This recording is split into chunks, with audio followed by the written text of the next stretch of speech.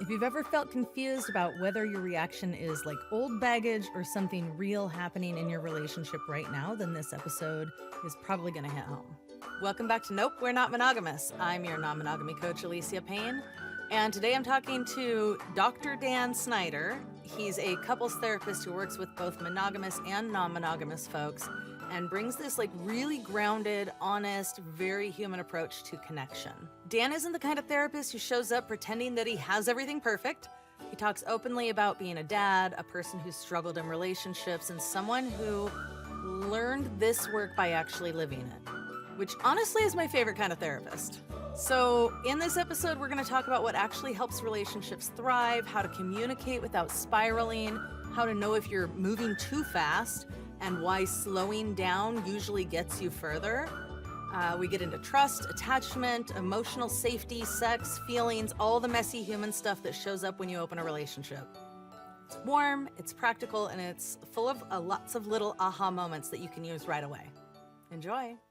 So welcome to Nope, We're Not Monogamous. I'm happy to have you here and happy to connect with you. And before I start peppering you with questions, can you share a little bit about who you are, like as a therapist and a human who enjoys talking about relationships?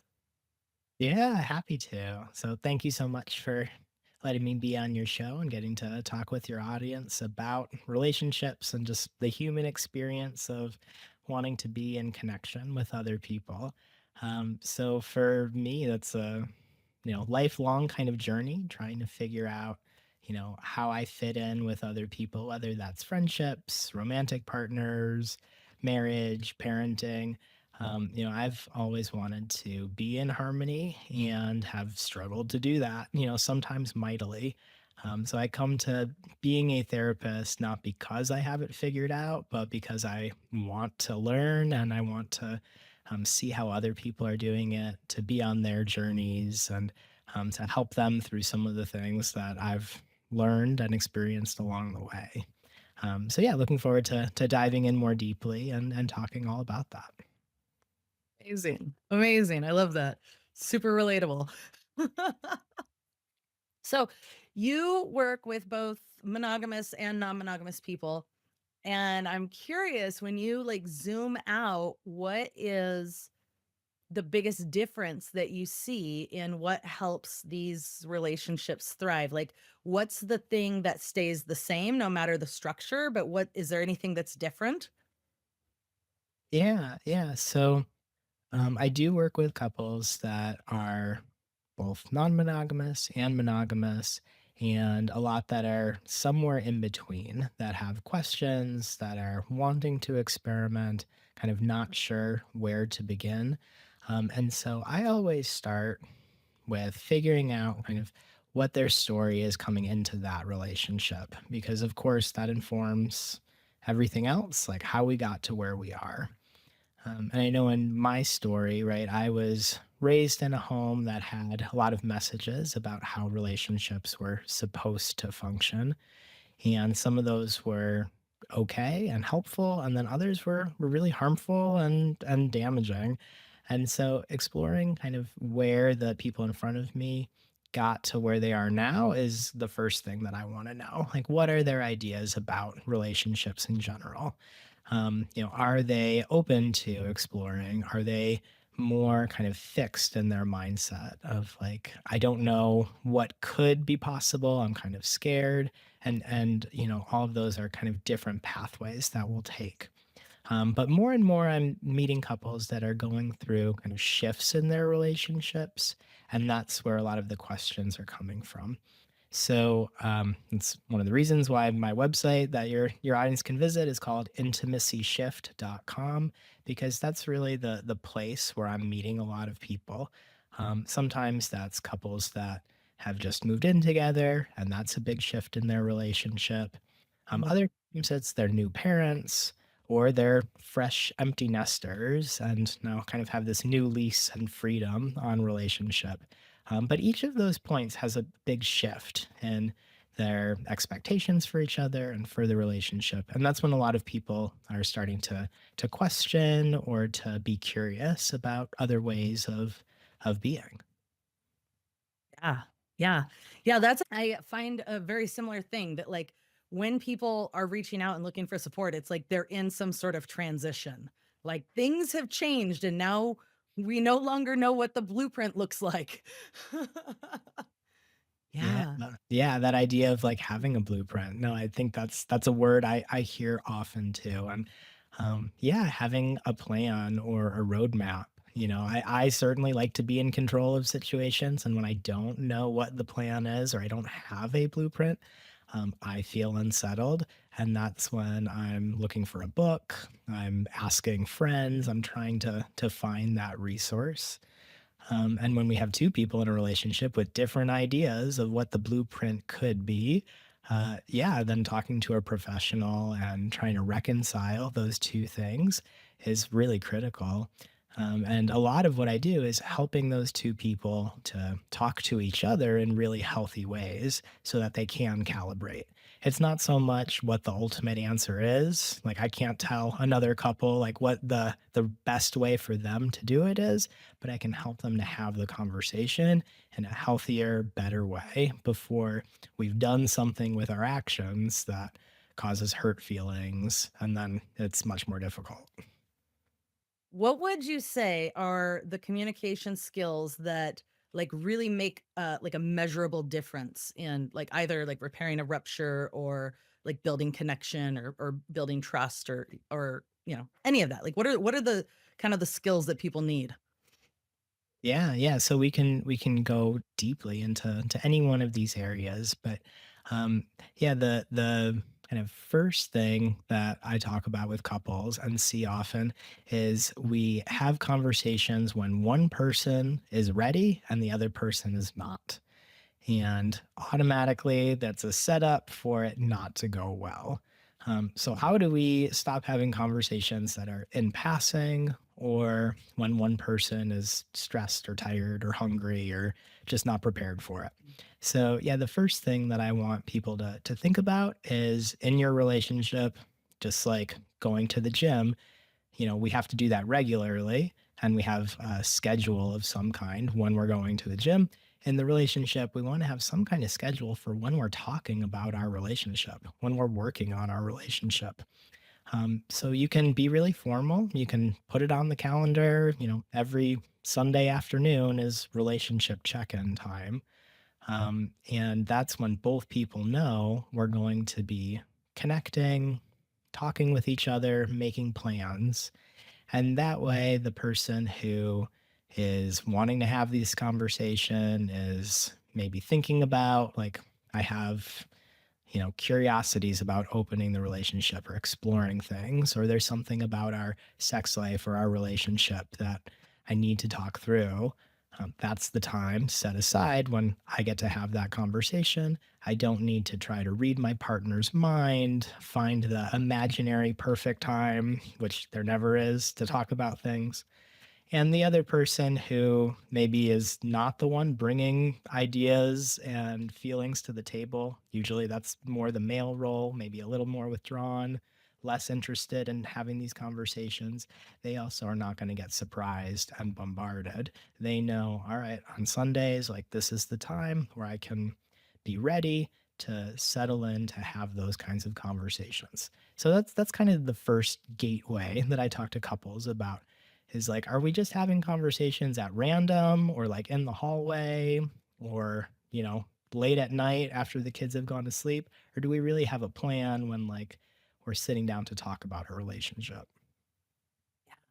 Yeah. Yeah, that's so important. I wonder, I feel like a lot of people avoid that because they feel like it's always going to be heavy or always going to be something they don't wanna talk about. Totally. Yeah, you're describing me. That's Same. me in relationships until I guess recently when I started working on these and like really digging in. But yeah, typically I'm more of an avoider, more withdrawn, wanting to figure things out by myself or not talk about it. So and I'm very honest with the couples I work with. I think again, like there is no perfect, these are things that we have to practice, muscles that we build. So yeah, great question. And one that I often get from couples too is like we try to talk about things and it doesn't go well. and we're less likely to talk about things when it doesn't go well. So, how do we do this and have more fun doing it? So, step two, right after we have a good time to talk, is let's get grounded. Let's regulate our bodies and our nervous systems together so that we are more set up for a fun conversation. So for me, that means I'm either well fed or there's a snack involved. Like, don't come at me when I'm hungry. So Huh. let's make sure that need is taken care of. And then what my partner and I will do is we'll kind of take turns picking, what's our grounding activity before we get into the conversation. Sometimes it's lighting a candle, putting on quiet music. It could be we're going to hold hands, take some deep breaths together. It could be, we're going to take a walk first. Let's just do a quick lap around the block. But the idea is there's something intentional we're doing to set the stage to have this like juicy, conversation about our relationship so that it's something we can look forward to. So that's a big Mm. part of it. And then I also want there to be like good things that we're talking about. It's not just we're bringing up problems. We can also call out what are the things we're grateful for in each other? What are the wins we each had this week?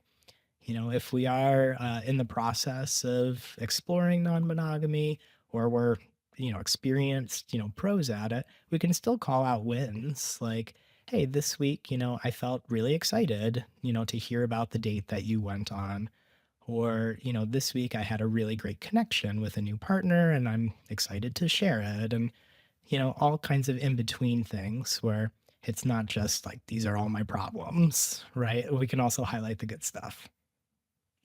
Yeah, I love that. I love that so much. Like, yeah, I think a lot of people think like, okay, this is our talk. This is when I gotta bare my soul about everything, and then we're both gonna be mad. So I Totally. love like, oh, it can be fun. You can say all the things you love, the things you're happy about, the things that are going well. Sometimes that may be all you have. Or wouldn't and that's the best. I love hearing Yeah. that. Like we had our check-in, Dan, and it was awesome. We felt super connected. We shared all the things and it set us up for a great week. Like I love hearing that. That's awesome. Yeah, yeah, yeah. Amazing. I love that. What what is there a step 3? There is we don't have to go through all of them, we certainly can. So Okay. for that part of my work, there's 6 steps that I have for having Okay. these sorts of conversations. And again, at intimacyshift.com, your listeners can get a PDF with details and Awesome. examples, questions we can ask. So yeah, they can visit the site and they can get all of this in detail, but happy to talk through more of it. Yeah, 6 steps in this Amazing. part of my work. I love that. I love that so much. Um, I know, from the information you gave me before this, that, one of the things that you talk about is that people should, like, sort out their attachment wounds, their resentment, their codependency, things like that before they add more partners in. Mhm. How how do you explain that to people in a way that, like, feels empowering instead of, like, shaming them or restricting or like they have to earn opening up? Mm. Oh, that's a really good question. No, excited to talk about that with you. So definitely like we can go back and forth because I think that is a really thorny thing for couples of like how do we get started? How much work do we need to have done before? How do we know when we're ready? As if there's like a graduation or like a certificate of readiness, right?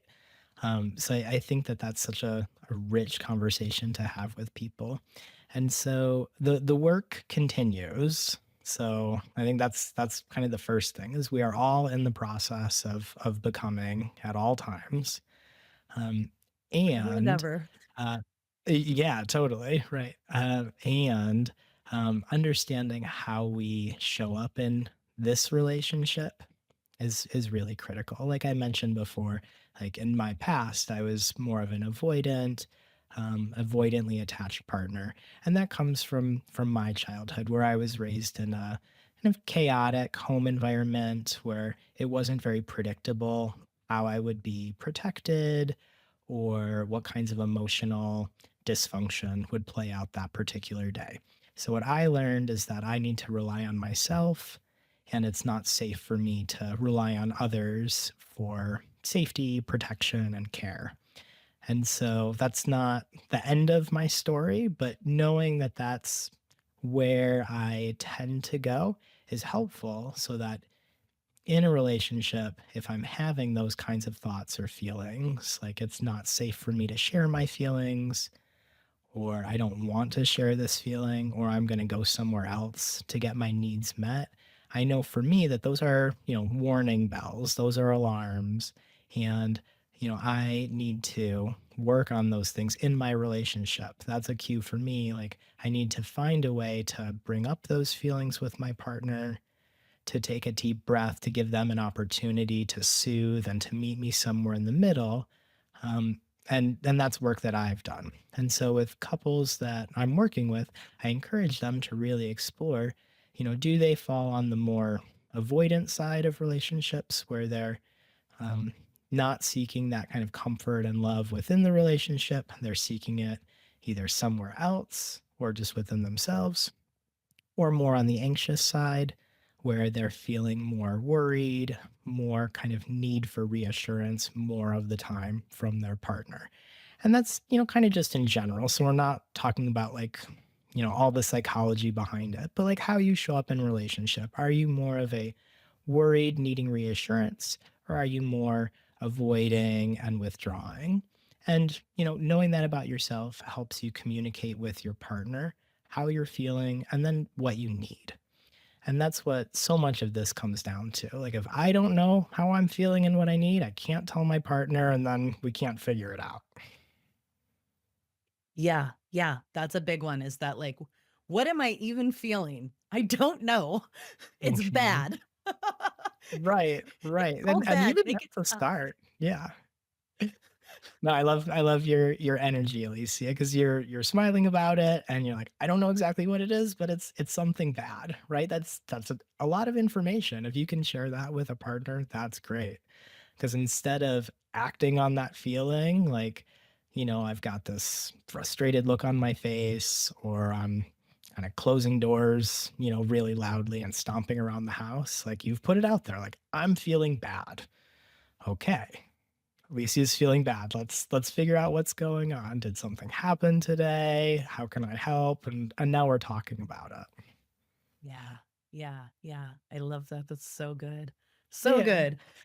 Yeah. How the thing that I'm curious about that is how people can sort out what is, like, old emotional baggage, like, how do you know if what you're responding to is, like, from your past relationships or childhood, or is, like, a current relationship issue? Like, is this my nervous system freaking out, or is there something actually wrong? Yeah, yeah. Or both, right? And Right. so, yeah, teasing it all apart. Absolutely. So, yeah, and connecting that to your question about attachment stuff and, how do we know kind of when we're ready, or like how do we know how much we've sorted out so that then we can move forward or try new things? So I like to think about like discomfort versus pain, right? Is this uncomfortable or am I in pain? Kind of that difference between like what is kind of growth through some discomfort, some unsettling situations versus like, oh no, I actually have like a broken bone and like I need medical attention and care and like we're calling the ambulance. So emotionally, those are things that can help us to sort it out too. So in a relationship, if we are talking to each other or working through things, um, if we can connect with the other person and let them know, this is a feeling that's coming up. I'm not sure, maybe if it's connected to something old or something current, how the partner responds to that, how the two people work together is gonna dictate whether that is an old thing or whether that's like call the ambulance, like emergency right now. Because, if we can work through that together and talk through it, then like that's a really great signal that the relationship is healthy right here and now. And that old thing that was rearing its ugly head, we can, put it to rest for now. We can soothe it, we can quiet it. But if, in that moment, I'm not able to soothe that either on my own or with my partner's help, it's a signal that there's something bigger that's wrong. And that's when we might want to slow things down, put the brakes on what we're doing. And we often don't know until we put ourselves in that situation. So, getting back to your question of like, how do couples kind of like know when they're ready or when they've worked through things enough? What I encourage everybody to think about is like, what is the smallest step that we can take? We don't need to take a giant leap. I'm sure you've had other people talk about this before, but let's, take a small forward step and then see how we feel. And then we can take another forward step. But when we encounter resistance or discomfort, we want to pause there and, you know, own it, honor it, see how we can work through it together. And if there's a really healthy resolution where we can feel soothed, then we're ready to take that next forward step. Yeah, that's so good. That's so good. I know a lot of couples I talk to, they kind of treat like opening up or becoming non-monogamous as like a light switch. Like Yeah. either they're open or closed, and it's like we just have to now is the thing. Like we flipped the switch. I'm like, no, no, no. You got to put like a dimmer on that switch. And like Mhm. Yeah. just do a little bit and then reassess, see how you feel. Don't just go rub genitals with people the first time you decide you've opened. Yeah, yeah, you've through experience seen how that goes a lot of the time. So that is excellent advice. Everybody listen to that. Yeah, underline in bold for sure. Yeah, and figuring out like where's that sense of urgency coming from? Because there often is Mm. that. Not even like people don't know that there's a dimmer switch, but they feel like a pressure of like rip the band-aid off, or there's a part of this that I'm so excited about and I just want to have that experience. And it can be uncomfortable to slow things down and to take those slower steps, but we want to figure out like where is that discomfort coming from? And a lot of times in couples I deal with, there's something in the relationship that hasn't gotten figured out and resolved.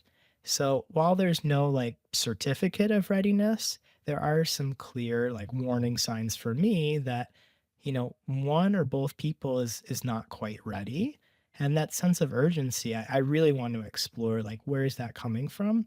And oftentimes there's something in the relationship that hasn't met one person's needs. There's something that hasn't happened or isn't happening in the right kind of way. And we want to figure out what that is so we can speak to that before we like you asked me, like adding in new elements is going to complicate things. So let's see what we can figure out here first. Yeah, yeah. What are some excuse me. What are some examples of those signs that someone's like going too fast and having that sense of urgency?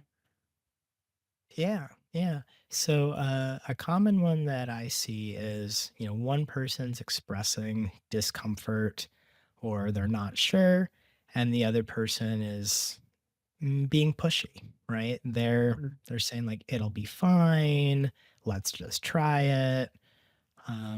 And they may be right, but those kinds of messages to like pull the other person if they're expressing discomfort is a setup. And in a relationship, we want the other person to have their needs met, right? We want the other person to be happy. And it's maybe not intentional pressure or coercion, but there's a lot of power in the relationship that if there's something I'm saying I really want to try and it'll be okay, that other person who loves me and cares about me is going to feel pulled or pushed. And so it sounds counterintuitive, but actually by slowing down and maybe taking that off the table for now is actually the fastest way to get there. So for so many couples, taking the pressure off and saying, let's not even talk about opening, let's not talk about what that next forward step is, and let's build a ton of safety and connection in your relationship for now. And then, we'll see about revisiting it later. It's actually the quickest way to then get to comfort about opening because we feel so secure and safe in that current relationship. And that's what allows us to open. So that's a big one for me. That sense of urgency I always want to explore. Yeah, yeah, I love that. Yeah, it feels like often, like if we don't do this now, you're gonna take it away from me, or like I'll miss the opportunity. You're gonna change your mind or something. Yeah, yeah, Yeah, that's right, and similar to that is like the pullback, right? We have opened, we have tried some things, and there's a desire from one person to pull back, to close things or to withdraw, to take a pause or a break. And that brings up big feelings for both people, right? The one person feels like something's being taken away that they were excited by, they had worked really hard to get to that point, and now we're going backwards. And so that's another like red flag, but just like a warning moment of, where's that sense of disappointment, hurt feelings, entitlement of like we had agreed to this and now we're changing it. That moment is another big one that I'll work on with couples too. Of, what are we trying to feel in this situation? Like, did we have goals here? What were we wanting to happen? And you know the game has not ended, right? Like there's still time. Just because we're either pausing or we're taking a step back doesn't mean we can't go back there. If it feels that way, if it feels very black and white, all or nothing, that's another point that I want to explore because it probably plays out in other places in the relationship. Anytime a couple is expressing really like black or white thinking, you always do this, we never do that. I want to pause there and explore it more because it's very gray. And if we're accusing somebody of always doing something, it's going to bring up defensiveness and hurt feelings. And now we're not in that safe, trusting place where we can explore opening or anything else in our relationship. see that a lot. Yeah. Feels like a lot of like power dynamics that happen in relationships that i- impact each piece of it. And they're like, I don't know, let's do something else. Right, right. Yeah, and sometimes, action is a very good thing, but we want it to be mindful and we want it to come from that safe place. And again, it doesn't have to be perfect because there's not a perfect place. There is discomfort with anything in relationship, but we want to make sure we're being clear. Is it uncomfortable or is it painful? And how we address each of those situations is different. One of the things that you had mentioned before was you talk about a 5-to-1 ratio of positive to negative interactions. What does that look like in real life, especially if somebody's like juggling multiple relationships? Yeah, yeah. So that comes from John and Julie Gottman's work. So they are the relationship gurus. Tons of great books, articles. Anyone can check out their great website. And a lot of what they've researched and found is, we can apply it to all sorts of different relationships, not just monogamous ones. And the idea there is that it's at least a 5-to-1 of positive, good things, call outs to every one piece of criticism or constructive feedback, or noticing things that are not going the way we want them to.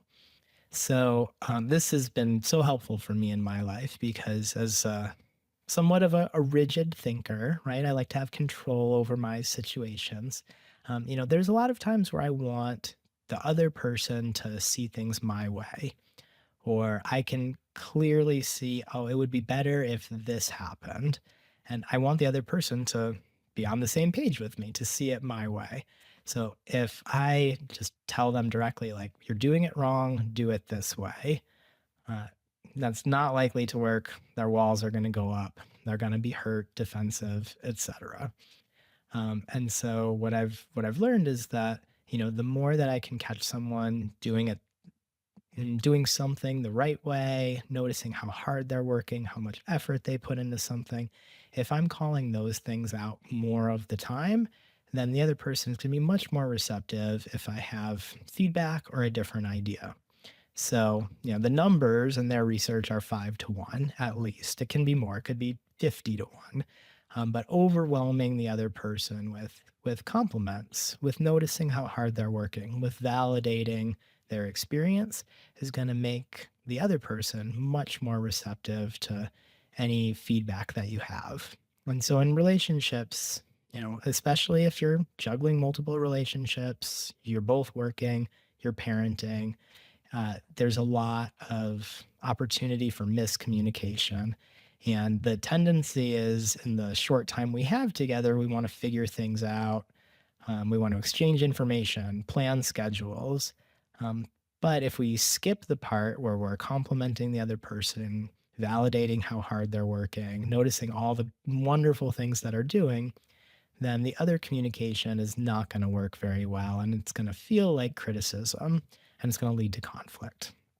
So that's a sort of structured thing that can help couples. Not like on a spreadsheet. I can map like how many great things the other person did, and that I told them. Like, see, I told you 5 things, so now you have to listen to me. But just that idea of like, okay, am I overwhelmingly sharing with the other person how much I love them, care about them, and see them? And so, yeah, wanting for couples to have some sort of framework in their heads for communicating all of these wonderful qualities in the other person. I really love that, and it feeds into a thing that I use with my clients, which is a proof positive list. We say, like, if your partner is juicing you up and giving you compliments and telling you things that like make you feel good, like write it down.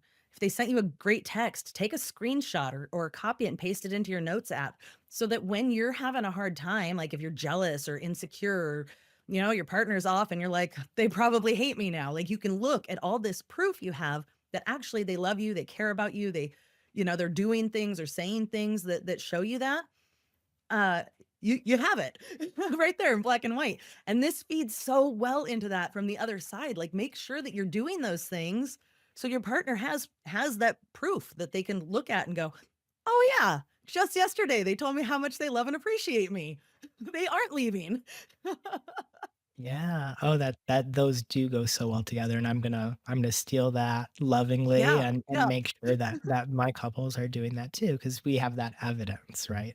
It's not just I kind of remember something they said, or, Dr. Dan told us to share these things with each other and it was kind of homework. It's like, no, I have the screenshot on my phone and I can physically look at it and be reassured, while I'm not with my partner at that moment. I love that. Yeah, yeah, it's so good. Amazing, amazing. Um, is there anything that I haven't asked you that you wanna share? Mhm. Yeah, we haven't talked so much about like the emotion. Well, we've talked about emotional intimacy. We haven't used that term, but like trust building, all of the things we've talked about so far are building trust within the relationship. And so when we talked about attachment and we talked about feeling safe with our partner, being reassured by them, all of that's emotional intimacy, building trust.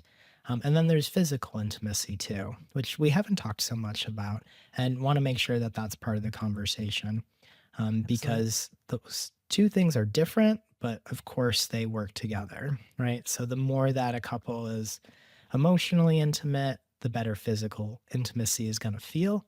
And vice versa. If we have really healthy and passionate, loving physical intimacy, we want that to feed back into trust and safety emotionally. And so, of course, with navigating open relationships or non monogamy, the physical element is really important. And so, as part of any of these conversations that I've been talking about, we want that to be part of the conversation too. Because of course there's a physical element. There may be things that One person is wanting to happen physically with another person, excited about, and that can bring up things for the other person. There could be body issues that get brought up. There could be scenarios involving multiple people that are going to bring up feelings, and the two people are going to have different ideas of, what they want physically in these other relationships. So, yeah, I want to make sure that we talk about that part. And something that I share with couples is we want to try to keep the emotional and the physical intimacy kind of moving in parallel.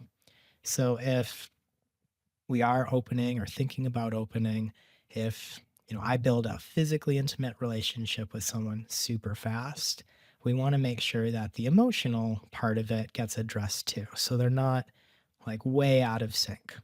And so in my primary relationship, I want to make sure I'm communicating like what is my plan or expectation with these relationships?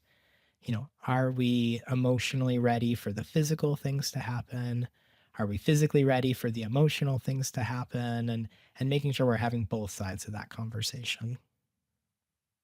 Absolutely, absolutely, especially I often see well, it's most people are either at the point that they're like, "Okay, we're gonna be non-monogamous, we're doing this now." It's either the sex that makes them get all worried and freaked out and start going, "Ah, this is things are bad," or they're fine with the sex and it's the emotions and they're like, "No, I'm gonna lose you here." And it's like one or the other, and I wish I could guess which one it would be, or like, I Mhm. wish there was a tell,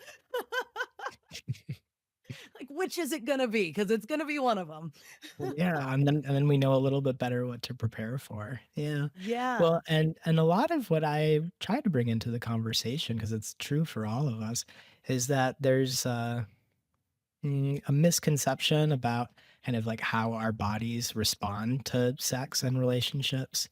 And, even if it is, I'm using air quotes for anyone just listening, like purely a physical relationship, air quotes, your body physiologically is responding with neurochemicals, oxytocin, dopamine. You are having a physical response, and so there have to be emotions. No matter how purely physical it is, there are 100% for all of us. We're not robots. There is an emotional response. And Yeah. so we have to be able to talk about it in that way in these conversations because it can feel like gaslighting or invalidating to say to a partner, like, I don't have feelings for that person. It's just physical. And Correct. same in reverse, to say like this is just emotional connection. I just really trust them, care about them, value talking to them. There's a physical response to that kind of emotional relationship too. Same kind of thing where we're having a reward system, dopamine response, oxytocin and trust are building there too. So we need to be honest in these conversations that any version of relationship, emotional, physical, or both, there are feelings there. It's okay that there are feelings there, and we need to be able to talk about, how we're feeling about those feelings and validating the other person's response to it. It makes sense that you're having a reaction to that because I did just, get naked with this person and have this, powerful sexual experience. It was just sex, and it was emotional too because I took time to be with that person. I enjoyed being with that person, and that's okay to say and feel, but if we don't say it and we deny it, the other person's going to be left hanging and feel confused. Yes, yes, I love that, I love that. I often tell people, who are excuse me, who are wanting, um, a physically open relationship, right? And they're like, this is just about sex, that's it." And I'm like, "Okay, but you have to talk about what you will do when inevitably some sort of emotions pop up. Like, how are you gonna you can't just pretend it won't happen and ignore it because then later you're gonna feel betrayed or like knocked sideways. You have to talk about it because it's gonna happen." Yeah, yeah, and it's good if it's positive feelings too. It can be, I was excited to have that physical connection with somebody, and I felt so satisfied afterwards and relaxed, and Like, those are feelings, it was Yeah. not just physical, it felt really good. And if we want, the other person to be excited in some kind of way or supportive or understanding, they need to know what those feelings were. And then we can, talk about what that means for the relationship. Because a lot of times there's so much excitement, especially when we're first getting started in a new relationship, that the sex is often really great, really exciting. It's novel. It was a new person. I had wanted to do that for so long. It doesn't always go that way, but a lot of the times it does. And the other person is going to have some feelings about that because maybe the sex that the two of you have been having has not felt just like that in a while, or it feels different. Not better or worse, but different. And that difference is going to bring up probably some kind of insecurity, some questions, and we need to honor that. And it's okay that there's differences there. And the more we can talk about it, the better your relationship can become, the stronger. And, it leaves these other relationships open for more rather than having to like pull back. We can keep all of these things going if we're talking about it in healthy ways. I love that so much. It's so good. So good. Yeah. Yeah. Ah, fantastic. Fantastic. I okay, say one more time how people can find you. Yeah, so intimacyshift.com. And again, my name's Dan Snyder, and I'm a couples therapist. I'm licensed in a few different states. So you can learn more about me if you want to work with me in a therapy setting. Or I have a 12-week program that I run 3 times a year, starting in January, in April, and in September. And so that's a 12-week education program. It's not therapy, it's a different format where for 12 weeks we're meeting online and I am teaching all kinds of skills. Some of them I've talked about today to help your relationship to feel juicy, passionate, connected. We're going to learn how to talk through problems, through conflicts, so that we can really have the kind of relationship that we want. So that's the best way to follow me. You can sign up with your email at intimacyshift.com and you'll get right away that PDF with my 6 steps to having these kinds of conversations. I love that. That's so good. It's so good. And I'm gonna put people ask me all the time for who need to find a therapist. Who do I go to? So I'll put you on my list, and I'll put your link in the show notes so that people have it. I have one more question for you. This one didn't go on the main episode. It goes on our Patreon at patreon.com/notmonogamous for supporters of the show. And the segment is called Just the Tip. And it is what is a favorite or best sex tip that you would give people?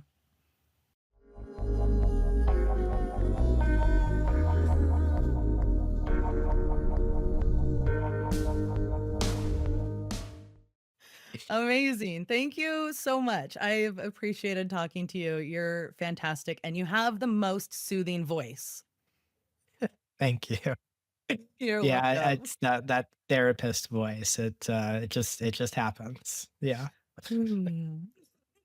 Thank you for hanging out with me and Dr. Dan today. I hope this conversation helped you feel a little more human in whatever season of your relationship you're in. Remember, you're not broken. You were born absolutely lovable. You get to grow at your own pace. And if you want to keep these kind of conversations going, come join us over at Patreon, patreon.com/notmonogamous, where I share bonus segments like the Just the Tip that Dan just did, behind the scenes stories, Q&A calls, all the messy middle goodness that doesn't make it onto the main show. Your support is so, so, so helpful. And if you love this episode, you can go ahead and do the things to help us grow. Subscribe so you never miss an episode, leave a review so more people can find this show and support it, and share this episode with a friend or a partner who might need to hear it. Thanks so much for being here and being a part of our community. I'll see you soon. Bye.